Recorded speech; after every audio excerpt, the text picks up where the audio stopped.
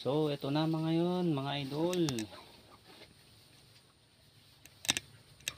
nanganak na ang ating inahing baboy, mama pig. So meron tayong 13 heads. Thank you Lord. More blessings to come.